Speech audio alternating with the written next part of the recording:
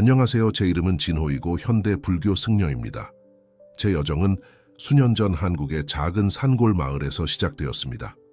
오늘 여러분과 나누고 싶은 이야기는 제 인생을 바꾸고 연민, 지혜, 그리고 친절의 한계에 대해 귀중한 교훈을 가르쳐준 이야기입니다.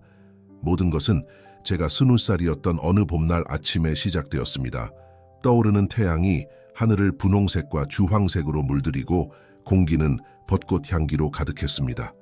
저는 막 지역 사찰의 수련생이 되었고 배웠던 가르침들을 실천에 옮기고 싶어 했습니다. 그 당시 저는 무한한 연민이 깨달음으로 가는 길이라고 믿었습니다. 제 마음은 선한 의도로 가득 차 있었고 제 길을 지나는 모든 생명체를 돕기로 결심했습니다. 이 믿음이 상상할 수 없는 방식으로 시험받게 될 줄은 몰랐습니다. 저는 뱀이 멀어져 가는 것을 놀란 채로 지켜보았고 뱀은 이내 울창한 초목 속으로 사라졌습니다. 제 손은 부어오르기 시작했고 팔을 따라 화끈거리는 감각이 퍼져갔습니다. 그 순간 제 뒤에서 부드럽고 연민 어린 목소리가 들렸습니다. 아, 젊은 진호야, 저를 조용히 따라왔던 존경하는 태식 스님이 말씀하셨습니다. 오늘 귀중한 교훈을 배웠구나. 혼란스럽고 약간 부끄러워하며 저는 스님께 여쭈었습니다. 하지만 스님, 우리는 모든 생명체를 도와야 하지 않습니까? 부처님께서 그렇게 가르치시지 않았나요? 태식 스님은 부드럽게 미소 지으시며 말씀하셨습니다. 진호야, 연민은 실로 고귀한 이상이지만 지혜와 균형을 이루어야 한다. 수련생으로서의 첫날, 저는 우리 마을을 둘러싼 농이를 따라 명상 산책을 하기로 했습니다. 그때 근처 덤불에서 이상한 소리가 들렸습니다. 가까이 다가가 보니 쇠덫에 걸린 뱀이 보였습니다.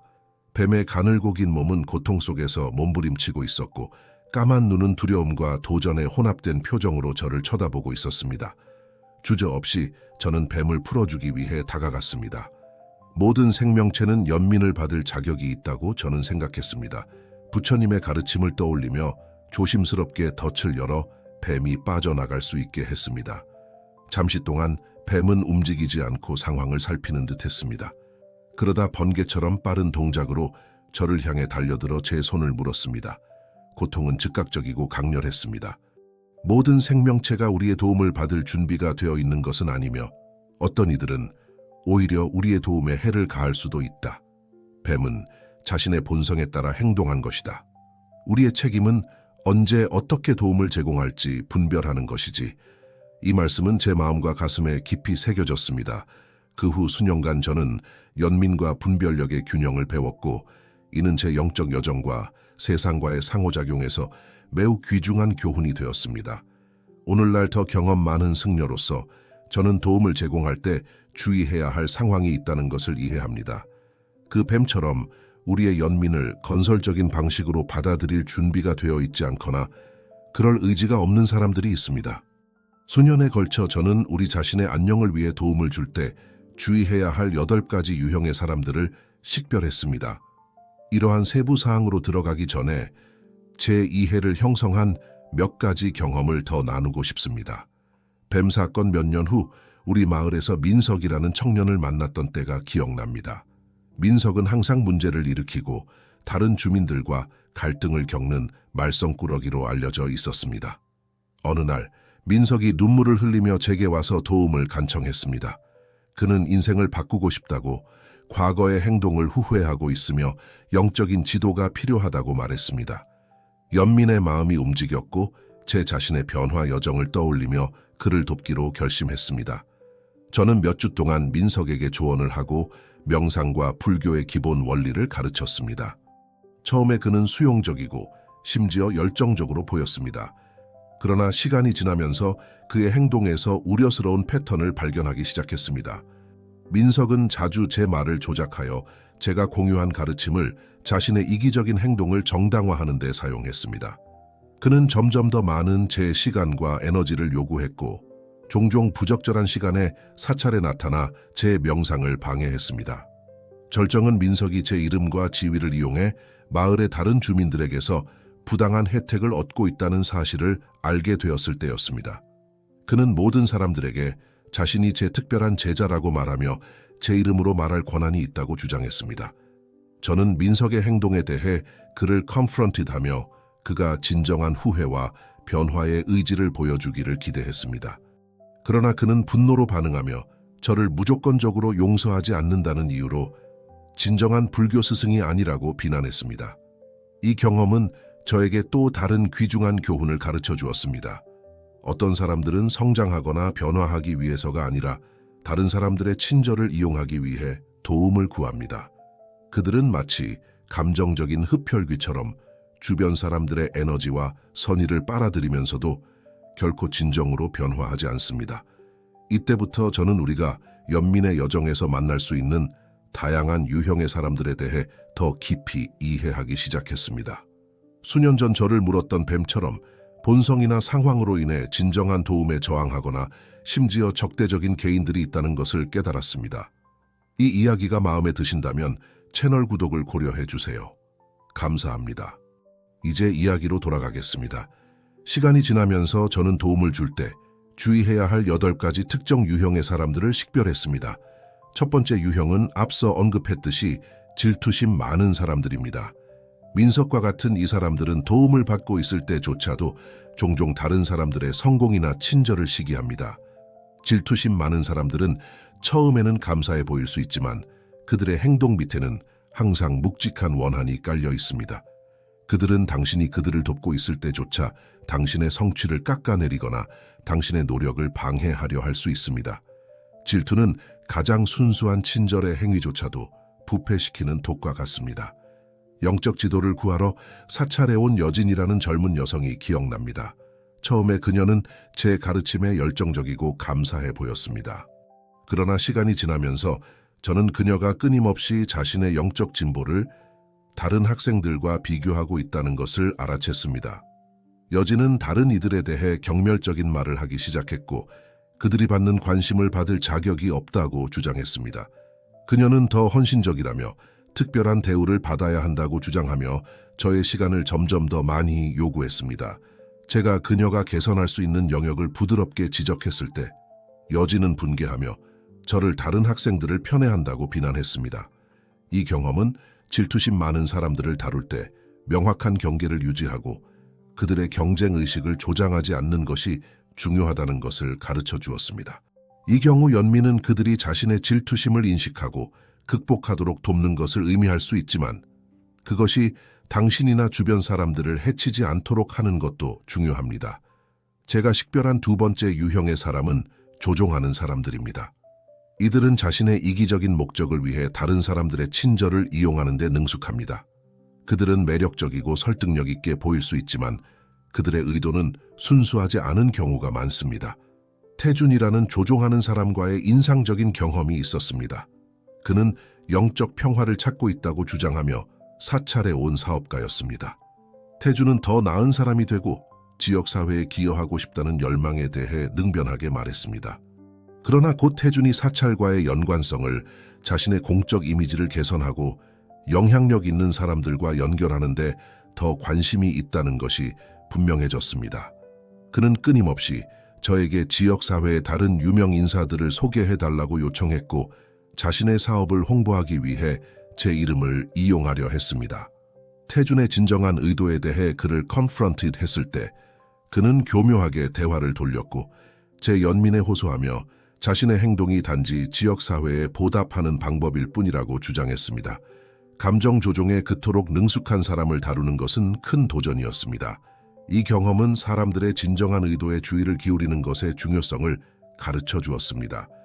연민이 순진하거나 다른 이들이 우리의 친절을 남용하도록 허용하는 것을 의미하지는 않습니다. 사람들의 행동 뒤에 숨은 동기를 분별하는 날카로운 눈을 기르는 것이 중요합니다. 제가 식별한 세 번째 유형의 사람은 우리의 에너지를 고갈시키는 사람들입니다. 이 사람들은 종종 무의식적으로 주변의 모든 긍정성과 활력을 흡수하여 다른 이들을 지치고 소진되게 만듭니다. 수연이라는 여성이 정기적으로 우리의 명상 수업에 참석했습니다.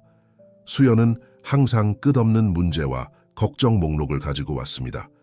그녀는 자신의 어려움에 대해 쉴 새 없이 이야기하며 위로와 조언을 구했지만 제시된 어떤 제안도 거의 실천에 옮기지 않았습니다. 수연과의 모든 상호작용 후에 저는 완전히 소진된 느낌이 들었습니다. 그녀가 도움을 구하고 있긴 했지만 그녀를 먹여 살리는 듯한 희생자 의식과 부정성의 패턴이 있다는 것을 깨달았습니다. 수연은 진정으로 변화하거나 성장하는 데 관심이 없었습니다. 대신 그녀는 자신의 고통 상태에 머무르는 데서 일종의 위안을 찾고 있었습니다. 수연을 다루면서 저는 다른 이들을 돕고자 할 때도 건강한 경계를 설정하는 것의 중요성을 배웠습니다. 누군가가 우리의 에너지를 완전히 고갈시키도록 허용하지 않으면서도 연민과 지지를 제공하는 것이 가능하다는 것을 알게 되었습니다. 때로는 그 사람이 자신의 치유와 성장에 대한 책임을 지도록 격려하는 것이 가장 연민 어린 도움의 형태일 수 있습니다. 제가 식별한 네 번째 유형의 사람은 변화에 저항하는 사람들입니다. 이들은 도움이나 지도를 구할 수 있지만 내면 깊숙이 자신의 삶에 필요한 변화를 만들기를 두려워하거나 꺼립니다. 도박 중독 문제를 다루기 위해 지도를 구하러 온 정우라는 남자가 기억납니다. 정우는 변화하고 싶은 열망에 대해 웅변적으로 이야기했고 초기 노력에서 진실해 보였습니다. 그러나 시간이 지나면서 그가 변화에 대해 이야기하는 것에 더 편안함을 느끼지만 실제로 그의 삶에서 그것을 실행하는 것은 아니라는 것이 분명해졌습니다. 전구가 도전이나 유혹에 직면할 때마다 그는 옛 습관으로 돌아갔습니다. 그는 항상 준비된 변명을 가지고 있었고 끊임없는 재확인을 구했지만 실제로 자신의 삶을 변화시키기 위한 중요한 다음 단계를 결코 밟지 않았습니다. 이 경험은 우리가 아무리 돕고 싶어도 진정으로 준비되지 않은 사람에게 변화를 강요할 수 없다는 것을 가르쳐 주었습니다. 이 경우 진정한 연민은 그 사람이 자신의 선택의 결과에 직면하도록 허용하면서 그들이 정말로 변화할 준비가 되었을 때 지원할 수 있도록 남아있는 것을 의미할 수 있습니다. 다섯 번째 유형의 사람은 외부의 구원을 찾는 사람들입니다. 이들은 자신의 행복과 웰빙이 전적으로 외부 요인, 즉 다른 사람, 상황 또는 심지어 영적 지도자에 달려 있다고 믿습니다. 완벽한 영적 스승을 찾는 것이 자신의 모든 문제를 해결할 것이라고 확신한 유나라는 젊은 여성을 만났습니다. 그녀는 사찰에서 사찰로 구루에서 구루로 옮겨 다니며 항상 마법처럼 그녀를 문제에서 구원해 줄 수 있는 누군가를 찾고 있었습니다. 유나가 우리 사찰에 왔을 때 그녀는 처음에 저를 대단히 높이 평가하며 제가 그녀 인생의 모든 답을 가지고 있다고 믿었습니다.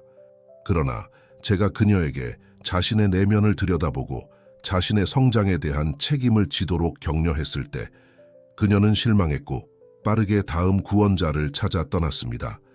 이 경험은 사람들이 권위 인물에 의존하게 만드는 대신 그들 자신의 답을 찾도록 힘을 실어주는 것의 중요성을 가르쳐 주었습니다.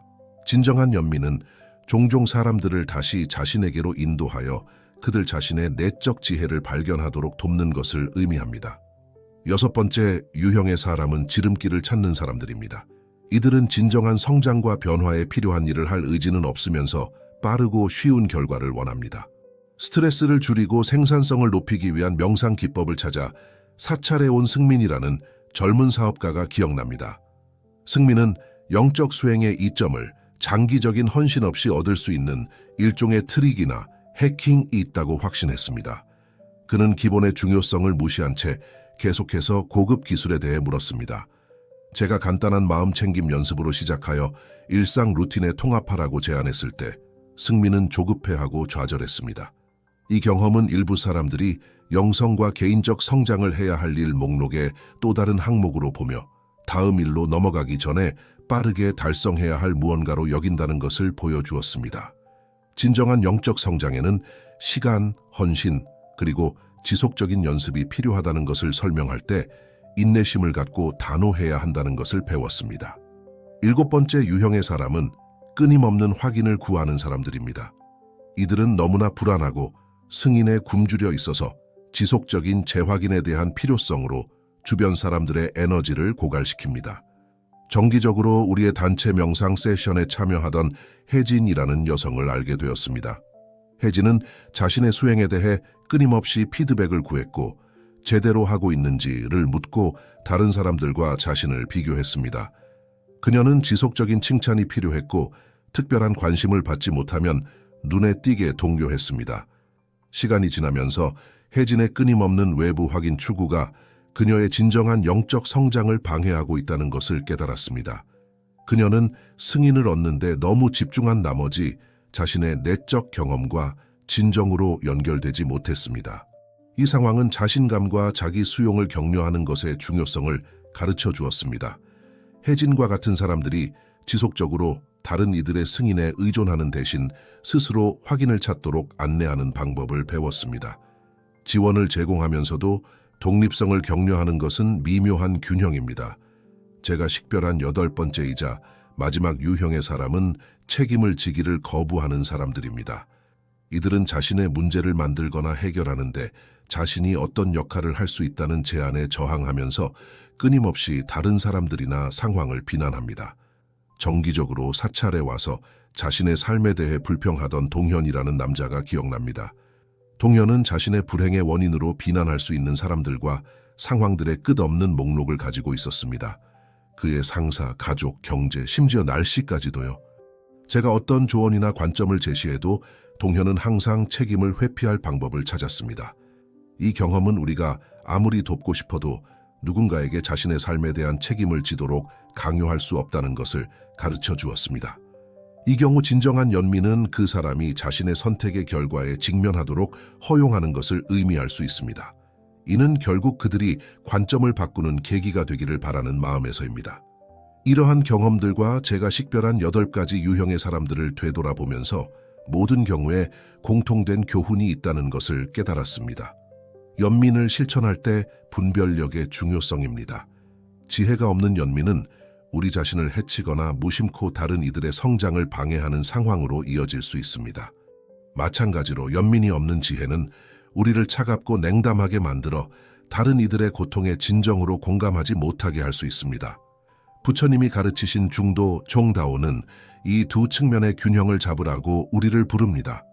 우리는 열린 마음과 연민 어린 가슴을 기르되 동시에 언제 어떻게 가장 효과적으로 도움을 제공할지 분별할 수 있는 지혜도 발전시켜야 합니다. 이는 우리가 냉소적이 되거나 다른 이들을 돕는 것을 그만두어야 한다는 의미가 아닙니다. 오히려 더 현명하고 지속 가능한 방식으로 돕는 법을 배워야 한다는 뜻입니다. 때로는 누군가를 돕는 가장 연민 어린 방법이 그들이 자신의 어려움에 직면하도록 허용하는 것일 수 있습니다. 우리는 지원을 제공하되 그들의 성장 과정에 간섭하지 승려로서의 여정을 계속하면서 저는 이러한 교훈을 다른 이들과 나누기 시작했습니다. 많은 사람들이 제가 겪었던 것과 같은 도전에 직면하고 있다는 것을 깨달았습니다. 돕고 싶은 열망과 언제, 어떻게 현명하게 그렇게 할 수 있는지 알기 어려운 상황 사이의 갈등 말입니다. 저는 현명한 연민을 주제로 한 워크숍과 수련회를 제공하기 시작했습니다. 이 행사에서 저는 제 경험과 통찰을 공유했지만 동시에 참가자들이 자신의 이야기와 도전에 대해 성찰하도록 격려했습니다. 어느 날 이런 수련회 중 한 참가자인 지은이가 우리 모두의 마음을 깊이 울리는 이야기를 나눴습니다. 지은은 평생을 다른 이들을 돕는데 헌신한 사회복지사였습니다. 그러나 그녀는 소진 직전에 있었고 압도감과 환멸을 느끼고 있었습니다. 지은은 제가 설명했던 여러 유형에 해당하는 것 같은 한 내담자, 특히 태호라는 남자에 대해 이야기했습니다. 태호는 조종적이었고 지은의 에너지를 고갈시켰으며 자신의 행동에 대한 책임을 지기를 지속적으로 거부했습니다. 지은의 최선의 노력에도 불구하고 태호는 자기 파괴적인 행동의 순환에 갇혀 있기로 결심한 것처럼 보였습니다. 지은의 이야기는 그룹의 많은 사람들에게 공감을 불러일으켰습니다. 여러 참가자들이 변화에 저항하거나 그들의 친절을 남용하는 것 같은 사람들을 도우려 노력했던 비슷한 경험들을 공유했습니다. 저는 이 기회를 그룹을 깊은 성찰로 안내하는 데 활용했습니다. 모두에게 눈을 감고 우리가 논의했던 8가지 유형 중 하나에 해당하는 자신의 삶 속 한 사람을 시각화해보라고 요청했습니다. 그 다음 저는 연민 명상을 통해 그들을 안내했습니다. 먼저 자신에 대한 연민을 기르는 데 집중하며 자신의 도전과 한계를 인식하도록 했습니다. 그 다음 그들이 시각화한 사람에게까지 이 연민을 확장하도록 요청했습니다. 그 사람의 어려운 행동이 아마도 그들 자신의 고통과 혼란에서 비롯되었을 것이라는 점을 인식하도록 했습니다. 마지막으로 그룹을 안내하여 어떻게 연민적이면서도 현명하고 건강한 경계를 지키며 도움을 제공할 수 있을지 생각해 보도록 했습니다. 명상 후 방 안에는 깊은 침묵이 감돌았습니다. 사람들이 자신의 경험을 나누기 시작했을 때 많은 이들이 안도감과 명료함을 느꼈다고 표현했습니다. 눈물을 글썽이며 지으는 수년 만에 처음으로 죄책감 없이 건강한 경계를 설정할 수 있을 것 같다고 말했습니다. 이 순간은 제게 2개의 빈 배에 대한 오래된 불교 비유를 상기시켰습니다. 한 승려가 강가에서 명상을 하고 있을 때 2 사오의 배가 서로를 향해 충돌 경로로 다가오는 것을 보았습니다. 그는 그들에게 경고하려 소리쳤지만 2배 모두 비어있고 단순히 물살에 떠밀려가고 있다는 것을 깨달았습니다. 승려는 미소 지었습니다. 우리가 삶에서 마주치는 많은 갈등과 어려움이 이 빈 배들과 같다는 것을 이해했기 때문입니다. 그 뒤에 진정한 의도는 없고 단지 상황과 조건의 흐름일 뿐입니다. 이 비유는 우리에게 도전을 주거나 어려움을 야기하는 사람들이 종종 의도적인 악의를 가지고 행동하는 것이 아니라는 것을 상기시켜 줍니다. 빈 배들처럼 그들은 자신만의 조건화, 두려움, 혼란의 흐름에 떠밀려가고 있는 것입니다. 저는 이 비유를 그룹과 공유하며 현명한 연민을 개발하는 것이 우리를 도전하는 이들을 판단하거나 비난하는 것을 의미하지 않는다고 강조했습니다. 대신 그것은 상황의 현실을 인식하고 관련된 모든 이에게 유익한 방식으로 반응하는 것에 관한 것입니다. 이어지는 날들 동안 우리는 계속해서 이러한 원칙들을 일상생활에 적용하는 실용적인 방법들을 탐구했습니다. 우리는 연민 어린 의사소통 기술을 연습했고 건강한 경계를 설정하는 법을 배웠으며 다른 이들을 돕기 위해 노력하는 동안 우리 자신의 정서적, 영적 건강을 돌보는 방법을 탐구했습니다. 제가 소개한 특히 강력한 연습 중 하나는 연민의 거울 연습이라고 부르는 것이었습니다. 참가자들에게 거울 앞에 서서 특히 다른 이들을 도우려다 조종당하거나 소진된 상황과 관련하여 자신에게 연민과 이해의 말을 건네는 연습을 하도록 요청했습니다. 이 연습은 많은 이들에게 깊은 감동을 주었습니다. 여러 참가자들이 처음으로 다른 이들을 돕는 과정에서 어떻게 자신의 웰빙을 소홀히 했는지 명확히 볼 수 있었다고 보고했습니다. 다른 이들은 자신의 힘과 회복력에 대해 새로운 감사의 마음을 표현했습니다. 수련회가 끝나갈 무렵 그룹의 에너지에서 확실한 변화를 느꼈습니다. 처음에는 없었던 힘과 명료함의 감각이 있었습니다. 사람들은 더 가벼워 보였고 현명하고 연민 어린 방식으로 도움을 제공하는 도전을 헤쳐나갈 수 있다는 자신감이 더 커진 것 같았습니다. 마지막 날 각 참가자에게 일상생활로 돌아갈 때 가져갈 의도나 약속을 공유해달라고 요청했습니다. 답변들은 영감을 주었고 다양했습니다. 지은은 사회복지사로서의 업무에서 더 명확한 경계를 설정하겠다고 약속했습니다. 이는 자신을 소진으로부터 보호할 뿐만 아니라 장기적으로 내담자들에게도 도움이 될 것이라고 인식했습니다. 조종하는 형제와의 관계에서 경계를 설정하는 것에 대해 죄책감을 느껴왔던 경호라는 남성은 이기적이라는 느낌 없이 자기 관리를 실천하겠다는 의도를 표현했습니다. 하나라는 젊은 여성은 도움을 제공할 때 더 분별력 있게 행동하겠다는 약속을 공유했습니다. 모든 사람이 변화할 준비가 되어 있거나 그럴 의지가 있는 것은 아니라는 점을 인식했습니다. 이러한 의도들을 들으면서 우리가 함께 나눈 여정에 대해 깊은 감사함을 느꼈습니다. 다른 이들을 돕는 도전을 탐구하면서 우리 모두가 연민심을 키웠다는 것을 깨달았습니다. 다른 이들에 대해서뿐만 아니라 우리 자신에 대해서도 말입니다. 저는 진정한 연민의 본질에 대한 최종 성찰로 수련회를 마무리했습니다. 그룹에게 현명한 연민이 완벽해지거나 결코 실수하지 않는 것에 관한 것이 아니라는 점을 상기시켰습니다. 그것은 계속해서 배우고 성장하고 적응할 의지에 관한 것입니다. 도전에 직면할 때도 우리의 마음을 열어두고 가장 유익한 길을 분별할 수 있는 우리의 선천적 능력을 신뢰하는 것에 관한 것입니다. 그 수련회 이후 몇 달, 몇 년 동안 저는 계속해서 많은 참가자들로부터 소식을 들었습니다. 그들의 변화와 성장 이야기는 현명한 연민의 힘을 끊임없이 상기시켜 주었습니다. 지은은 사회복지 접근 방식에 상당한 변화를 주었다고 전해왔습니다. 그녀는 더 균형 잡히고 효과적이라고 느꼈고 그녀의 내담자들도 그녀의 새로운 더 구조화된 접근 방식에 긍정적으로 반응하고 있었습니다. 경호는 형제와의 관계가 서서히 개선되고 있다고 공유했습니다. 명확한 경계를 설정하면서도 열린 마음과 연민을 유지함으로써 그는 둘에게 더 건강한 새로운 유형의 연결을 만들 수 있었습니다. 하나는 자신의 지역사회에서 지지 그룹을 시작했다는 놀라운 소식을 전해왔습니다. 이 그룹은 사람들이 일상생활에서 현명한 연민을 실천하도록 돕는 데 초점을 맞추고 있었습니다. 이러한 이야기들은 진정한 변화가 종종 작은 변화로부터 시작된다는 강력한 상기로 작용했습니다. 현명한 연민의 모든 행위, 사랑으로 설정된 모든 경계, 의식적인 자기 관리의 모든 순간은 더 연민어리고 균형 잡힌 세상을 만드는 데 기여합니다. 승려이자 교사로서의 여정을 계속하면서 저는 이러한 교훈들을 마음 가까이에 두었습니다. 실수를 할 때 자신에게 더 친절해지는 법을 배웠습니다. 현명한 연민의 길이 지속적인 학습과 성장의 여정임을 인식하게 되었습니다. 또한 인간 상호작용의 아름다움과 복잡성을 더 깊이 이해하게 되었습니다.